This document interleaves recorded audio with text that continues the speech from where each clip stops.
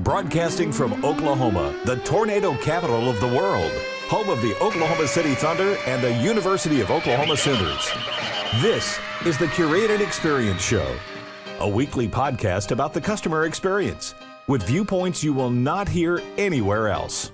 And now your host, author, and customer experience expert, Amos Tanuma. Welcome to the show. I am your host, Amos Tanuma, and I am really excited today. I've got a guest all the way from Europe. Actually, he is international. He's spoken in about 40 different countries, an author, and all of that. We'll get into that. But Steven, are you still with me? Steven, good to see you. Very happy to be here, Amos. Thanks for inviting me in your podcast. Thanks for agreeing to come on, and we're going to put your information on the show notes so folks go connect with him. He has a very unique angle on customer experience, and I know those of you who care about customer service, we're going to talk a little bit about that as well.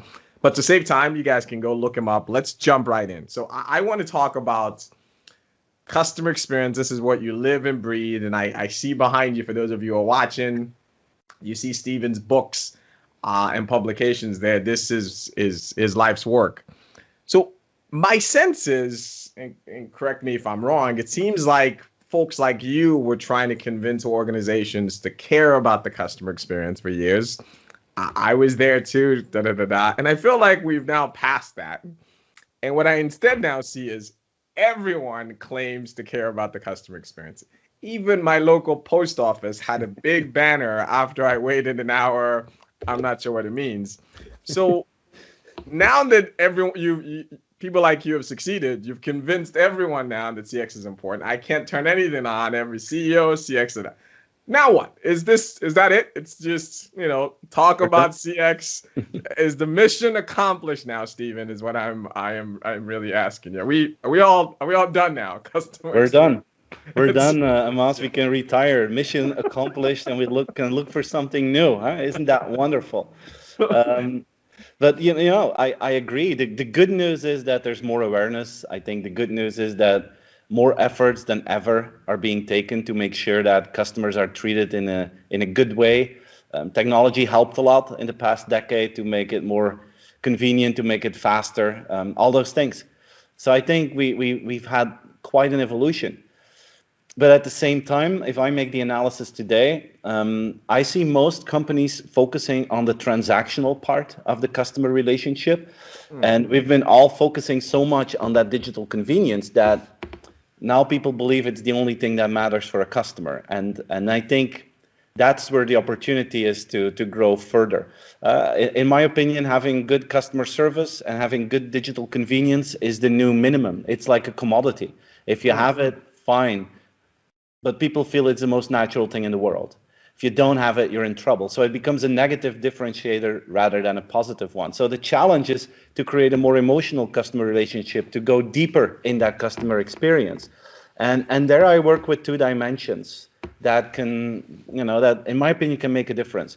The first one is what I call becoming a partner in life of customers, where you really try to add value in their life. Here it's not about the product or the service you want to sell. It's about the value that you can bring in their lives, right? And the quality that you need for that is empathy. I think most organizations now, to go to the next level in customer experience, need a boost in empathy, looking much more at the world from a customer point of view. And I think one of the things that we need to do is bring as many executives as possible very close to the customer so that they hear the feedback directly, because in many organizations a customer has become a graph on a PowerPoint slide. And we dehumanize customers by doing so, and we think, we got a walk-in dollar sign with legs, right? Right, exactly. And then you think, we got a satisfaction of 85%. That's really good. And nothing happens unless one of the executives meets someone from the 15% unhappy one. When they go to a barbecue and someone tells them, "Hey, I just did business with your company and it was horrible," well, then they're going to change it. And that's because we dehumanize the customer. So I think this is the next level: empathy, emotional relationships, and going directly to the customer, looking at the world from a customer point of view and try to add value in their life, help them to change and to, achieve their goals in life. And if you can do that, that's the next level of customer experience. You are. There's so much to unpack there. I think the comment you made about the new minimum just resonates with me. I was having a conversation with someone, I think a guest on the show several weeks ago, and he talked about he had bought something not from Amazon, and he bought it from this other deal. It was the wrong size. So he's thinking, okay, this is great. I'll just go on, print my label, off you go, and go drop it off somewhere. Right. No, he had to call them. He had to pay for his own return shipping. And the whole thing was just so, it was like, I'm never doing this again. And what it just told me is like, we just now expect, right? Like we're not impressed anymore that you have, you can go online digitally and do your transaction, do your return. Like he now expects it. Like he doesn't care what the retailer is. He just assumes I get the wrong size, I put it in, I ship it back, no friction. And so when he was encountering this, wait, what? I've got to pay for a label. I've got to take it to the post office. So you're right. I mean, that's now the new minimum. And the question I asked, which you've just answered, is this notion of what happens when everyone starts copying that level of service? And by the way, I'm not saying it's easy, but it's not that hard, right? It's just, doing digital well, like just doing these transactions. But then it's like, what's next? Now that everyone's doing that, everyone has this frictionless 2-day shipping. Well, how do you sort of differentiate? And what you're saying around empathy and being useful in your life is so spot on. Yeah, thank you. I think it's a challenge, and you're right. Copying a good digital experience is easy. You just hire the agency you need, you make sure you have the budget, and you're done. But copying empathy and copying the value and the skill set to really add value in people's lives, it's much more complex. I agree. So I want to talk about, you work with all these brands and companies around the world. How would you separate the talkers, as I like to call them, from the doers? The companies who claim and use all this words and customer centricity, they say all of it, like but then they don't mean it. And then you have those who may or may not say much, but they just live it. What separates them? How have you seen there be this dichotomy between both groups? Yeah, very, very good question. I have two angles that I would like to bring to our conversation here. I think the first one is that I ask them if I can see the projects that they have planned to become more customer centric. And there you have two types of companies. You have companies that have like 4 big strategic projects that are very complex and everyone is involved and they all take 6 to 12 months and it's a high budget. And then you have another group of companies that will show me 50, 60, 70 small projects that don't require that much budget, that are pretty easy to implement, and that really have a direct impact on the customer relation. And what I see is that the doers, as you call them, and those are the ones that we all love, those are typically the ones that have the 50 or 60 small projects. Interesting. Okay. Yeah, because then you're making progress. And of course, sometimes you need complex projects, and some do require a lot of budget and take some time. But if you have the list with the 50 small projects, that is the moment that you will create energy inside of your organization, and that everyone will feel, hey, the management is serious about it, because look, we've done all these small steps and they lead to this huge, new reality for our customers. Customers at the same time, they will come to you and say, hey, I don't really know what you're changing, but you're doing something different and I like it and I want you to continue. And because of the speed and the executional power, the energy that you get out from it gives you the energy to also, keep going in the larger projects. So that's one angle. The second one that is crucial for me to see if a company is really customer centric or not is to ask about their decision-making process when there's an opposing interest between the company's interest and the customer's interest. Let me give you a clear example. Imagine a telco, and they have a bunch of clients that don't use their internet or their mobile anymore, but they've forgotten about it and they still pay a monthly fee. Are you going to tell them that and tell them, hey, you shouldn't have this subscription anymore with us, or are you going to be silent about it? Because if you don't tell them, you're going to make additional money. But a true customer-centric company, they will go to that customer and will say, we need to talk. We made a mistake here, and we're gonna solve that. That's an opposing interest, and the decision that you make in those situations, those are the evidence of your real intentions towards the customer. You're so spot on. Like a similar story there's a insurance company, USAA, here that focuses on military families. And they started this, I think, the first Iraq War.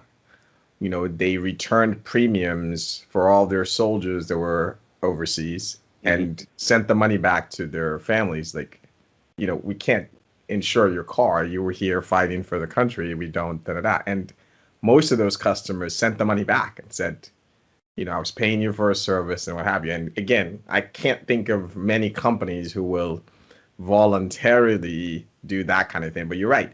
Now, this is why USAA memberships gets passed down from generation to generation. Exactly. Right? I cannot think of anything else. Why would I pass down it gets passed down for generation to generation because when you do those kinds of things. And for those of you listening, you know, what he just described is not technology. It's not a new chatbot. It's not a new this. It's really just more of an attitude, a movement, a spirit within the company. So love that.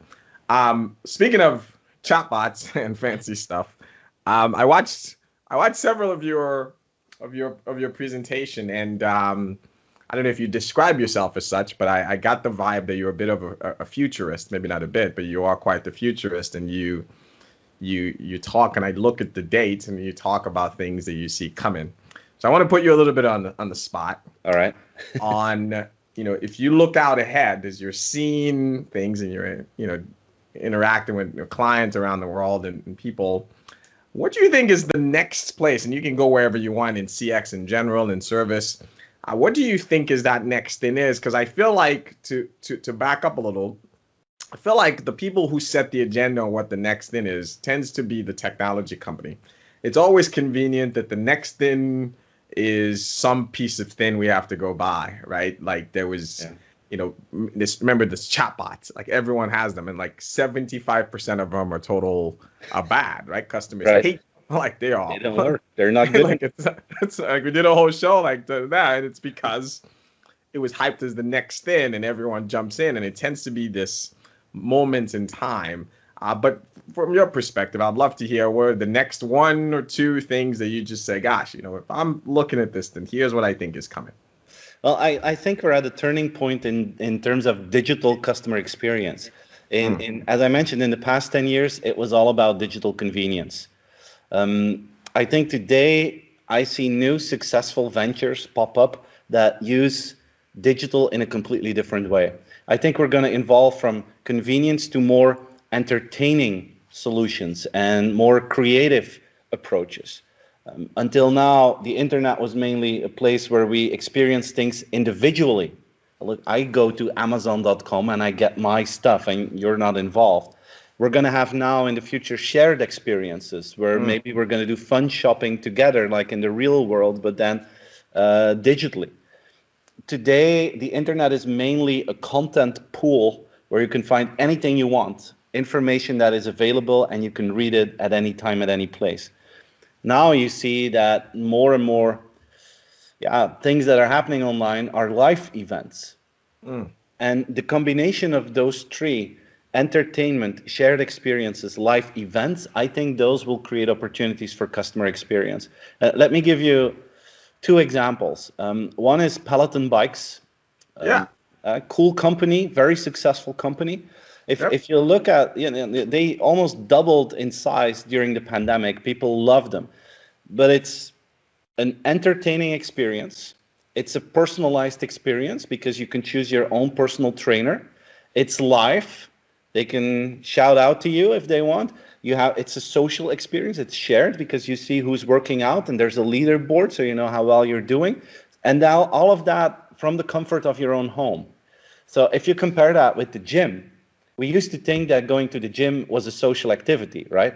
But it's not. I mean, you're just in the same room with a bunch of people who are also sweating, but you don't look at them. Your eyes are glued to your screen, your AirPods are in your ear, and you don't talk with anyone. So it's not social at all. Versus Peloton bikes is a shared experience. It's a live experience. It's entertaining in the comfort of your own home. So this is not compensating the physical loss. This is a premium digital experience. And I think that we're going to see more and more of those experiences in the beginning with new companies like Peloton, like Clubhouse now. If you look at Clubhouse, yep. It's entertaining, it's creative, it's a shared experience, and it's live. And more organizations will play that game, and then the incumbents, and let's say the more traditional companies, they will follow that path. But I'm convinced that that is the future of digital customer experience. Wow, you heard it here first. I want to double click on that and talk about the future of service that's near and dear to my heart and to some of our listeners.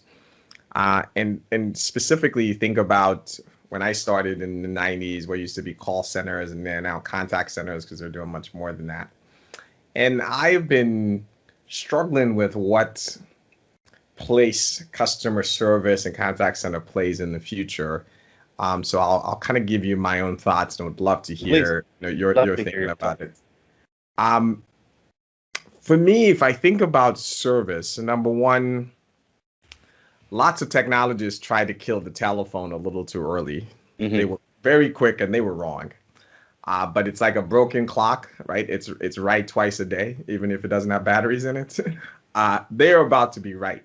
I think telephone calls it's already dead. We just don't know it yet. Like over half of all phone calls that are made are robocalls today.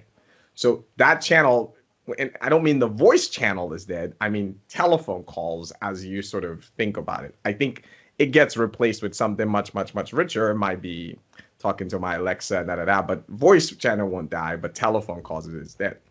Then I also think reactive service is on its way out. This notion of me calling you to tell you my package hasn't arrived, like, why am I calling you? You know before I did. So then if the future is less reactive, and I frankly don't know what these channels take, specifically telephone, I just can't. Again, people have been trying to kill this then off and that. And I think the mistake people were making is they kept saying the voice channel is dead, when in reality, it's not the voice that will die. It's the whole process of dialing a phone number and all of that. And the telemarketers are going to kill that then to where the prospect of owning a phone will be just an old thing. But so if for me, as much as I could come up with is, I think the future of service is proactive, less reactive. I think the channel makeup is going to be very different, right? The notion of calling the call center would become not realistic. And so I would love to hear from you. And now having heard your perspectives around what's happening next in terms of the overall experience, I would love to hear what you think if you were a service leader or you're advising a service leader who is looking ahead. What should they be thinking about if they buy into this vision of what we think is coming? How do they begin to evolve customer service to fit this new world and what customers want?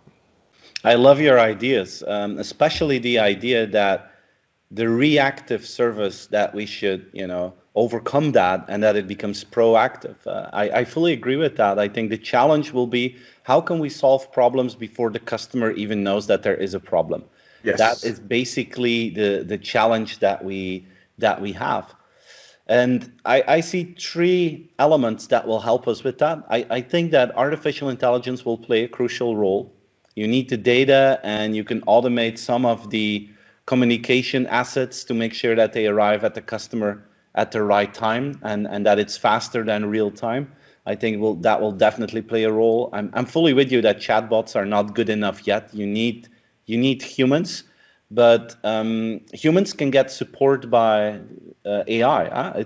It works together, and I love to flip the AI in IA. I call that intelligence augmented. I think in contact centers, you need to try to augment the intelligence thanks to technology so that the humans can do a better job supported by technology behind the scenes, by maybe generating an answer that they can play with if they have to send out an emails, maybe the history of customers that they can see in a convenient way. There are a lot of tools available that you can make sure that the life of your employees is facilitated to deliver outstanding service.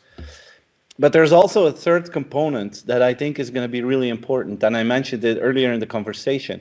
It's the quality of empathy and having specific teams that are really, really good in the human part of the business. I had the pleasure to visit the contact center of Booking.com a couple of times, the largest hotel booking site in the world. They have one of the largest contact centers in the world.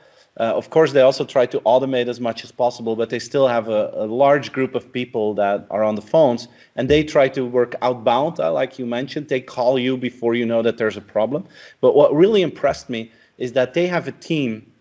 I don't know how large it is. It's a small team, maybe 5 or 10 people, and they are specifically trained to help customers that were in a traumatic experience while they were staying in a hotel. You never think about this, but a lot of bad things can happen when you're in a hotel. I mean, your partner can suddenly die. You can get robbed. You can get attacked. Your passports can get stolen. There are a lot of things that can happen that really create an awful experience. Well, they have a specific team in place to take care of that are trained to deal with high emotional situations. And they almost act like a personal assistant that will help you in that journey to overcome that and to make sure that, that they do whatever they can within their power to try to ease the pain. Wow. And I was so impressed with that because when your hotel is overbooked, that's not fun, but it's not the end of life, right? You can solve that and then, a normal conversation is good enough. But when your husband dies, when you're in a hotel during, a romantic vacation, then you really need some support, and they are ready for that. So I also believe that that's part of the future of contact centers, and the fact that technology can take away so many recurring questions, that creates the opportunity to invest in those very high-level human teams as well. Wow. So I'm running out of time, but I have 2 more places I want to go really quickly. I want you to give us some tips, but I want to go to this. Let's double click on this human part you're talking about, this employee experience. And I watched one of the things you did, and I was saying amen, because I've been saying similar things. It's like you run into someone, you're like, I agree with you. And so I've said, and it's not an original thought, that employee experience first, like employee experience even over customer experience. And I get some pushback on it. I want you to talk a little more about, and I've seen your stuff, and it's like you're leaning there too. I want you to make the case for this focus of employee experience, and frankly, customer-facing employees. And when I mean customer-facing experience, people always think I mean customer service. I simply mean if the guy is developing a product that's going to end up in the hands of everyone who is close to the customer in that way, whether they physically are there or not, that's where the action is. Would love for you to talk about why that is so key, and the organizations, and some have been able to get away with it. The organizations, very few organizations can build long-lasting customer centricity if they don't have long-lasting employee experience. Why is that relationship so tight? What do you think accounts for, and why do you think companies just skip the employees? Like, I'll show up to organizations, fantastic websites, a beautiful website, you can go in, then you get to the employee experience, there's 60 screens, they're blue, they're green, and it's like, what is this? Why do we have this shiny thing here, and behind it's just all of this, and the employees are crying, give me more tools, and nothing. They keep doing more stuff over here, and the customer, it's like painting a rotting house, right? Like, why do people get it wrong, and why is the relationship so strong? It's crazy, those stories. It's almost unbelievable that it still exists. And there's so many people that if they go to work, that it feels like they're getting into some sort of a time machine, and they get catapulted back to 1985 or something like that. So it's terrible, and I don't understand it, because you are, as an organization, you're paying your employees a lot of money to add value somewhere in the process of building your business. If they have to lose 2 hours a day trying to figure out how to get, something done internally, what a waste of their time, what a waste of their money, plus the negative energy that creates just downgrades the quality of their work the rest of the day. And it's very simple. Employee happiness drives customer happiness. You cannot expect your customers to be excited about your products and your company if your own employees are not excited about your own company. It starts with them. And the whole idea of what is important for a customer, I think you can translate that one-on-one to an employee. Like I work with this model, right? That we talked about this in the beginning of our conversation. A good product and a good price is important for the customer. For an employee, that's a great job, good job content, and a competitive wage. Digital convenience is as important for the customer as for the employee. I mean, the benchmark is the homepage of our phone, right? The apps that are on the homepage of our phone, that's what you expect your employer to organize for any internal process. Partner in life becomes partner in career.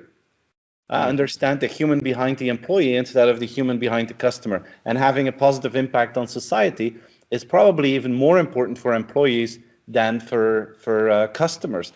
So in my last book, The Offer You Can't Refuse, I translated my customer model to an employee model. I wrote an entire chapter about it because I'm so convinced that the same methodology can be applied. And as you mentioned, it's crucial. It starts with the employees. Yeah, you just can't for the long haul. You can't. And I'll tell you the story of the late Herb Kelleher, the former CEO of Southwest Airlines. Okay. There was this customer who always flew on their flights, and no matter what happened, she always complained, and was just abusive to employees. So she escalates to Herb Kelleher, and he'd built an organization that it's harder to be a baggage handler at Southwest Airlines than it is to get into Harvard Business School. So it was all about the employees. And so he wrote this lady back, and it ends with, "We will miss you. Love, Herb." And people have asked him why it was that. And to him, he was like, he's built such an organization on the people side that he trusts his people and what have you.